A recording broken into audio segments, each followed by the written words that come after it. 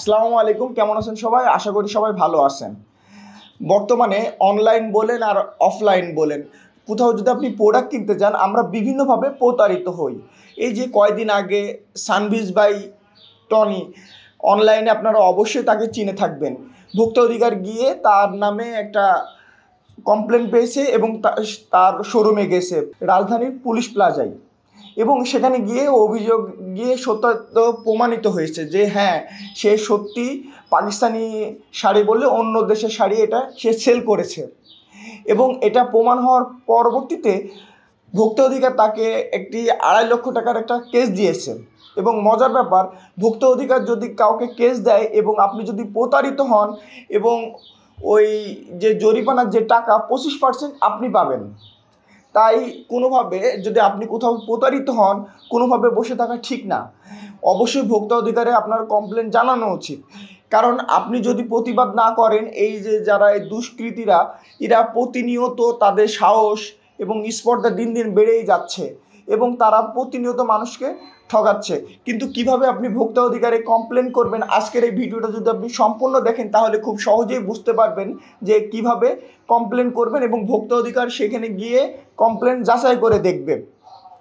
এই জন্য সর্বপ্রথম আপনাকে যেটা করতে হবে, আপনার হাতে থাকা একটা মোবাইলের মাধ্যমে আপনি এই কমপ্লেনটা করে ফেলতে পারেন।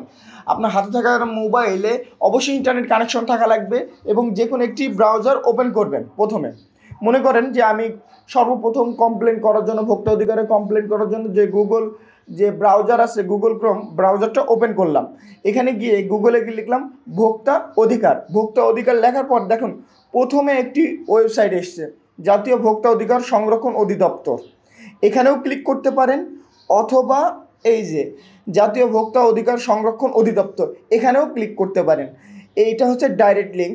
আপনি এই যে dncrp.com এই সাইটে ক্লিক করবেন এবং এখানে ক্লিক করার পর দেখেন পূর্ববর্তী অভিযোগের অবস্থা যাচাই করুন। আপনি যদি এর আগে কখনো কোনো অভিযোগ করে থাকেন, সেইটা এখান থেকে যাচাই করে দেখতে পারবেন যে সেটার স্ট্যাটাস কী অবস্থা, কতটুকু অগ্রগতি হলো, সম্পূর্ণ জানতে পারবেন। আর নতুন অভিযোগ যদি করতে চান, দেখেন অভিযোগ দায়ের করুন, এই যে এখানে যেটা লেখা আছে অভিযোগ দায়ের করুন, জাস্ট অভিযোগ দায়ের করুন, এটার উপরে ক্লিক করবেন।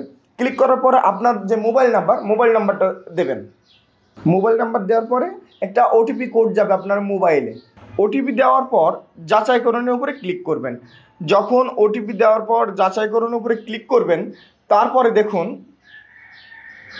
যে এখানে আপনার নামটা লিখে দিতে হবে। ওটিপি দেওয়ার পর আপনার অভিযোগকারীর নাম, মানে আপনার নাম, জাতীয় পরিচয়পত্র, পাসপোর্ট, জন্ম সনদ এবং আপনার ফোন নাম্বার। অলরেডি তো ফোন নাম্বার দিচ্ছেন, এখানে ডিফল্টভাবে ফোন নাম্বার চলে আসবে। তারপর এইগুলা দেওয়ার পর পরবর্তী স্টেপে ক্লিক করবেন।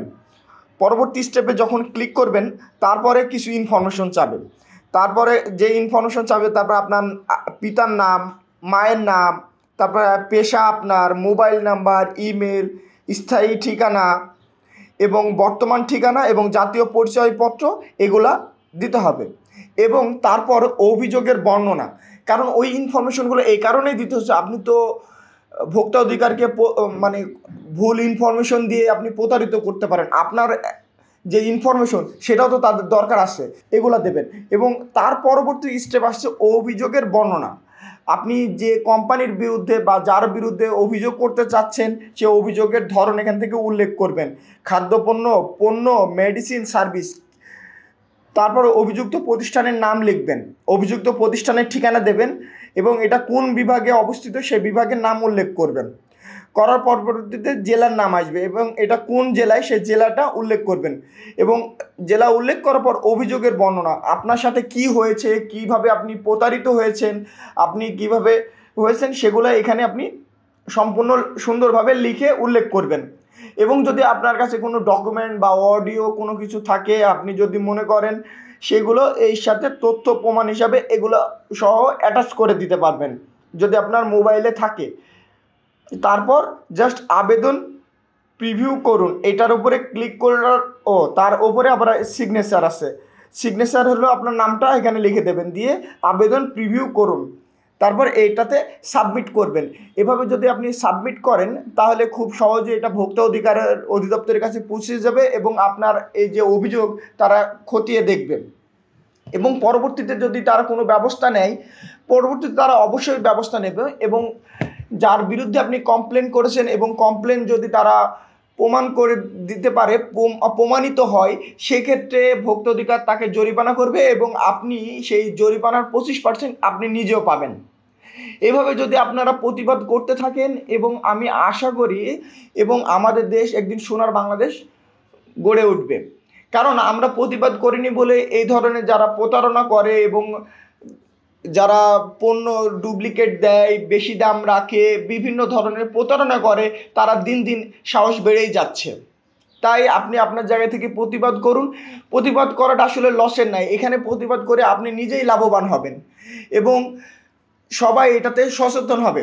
কয়দিন আগে তো দেখছেন যে অনলাইনে কি পরিমাণ এটা নিয়ে হুলস্থুল, যে তানভীজ ভাই টনির যে পাকিস্তানি প্রোডাক্ট বলে দেশি প্রোডাক্ট দিয়েছে, এখানে সে 2.5 লক্ষ টাকা জরিমানা করা হয়েছে। ভোক্তা অধিকার তাকে 2.5 লক্ষ টাকা জরিমানা করছে।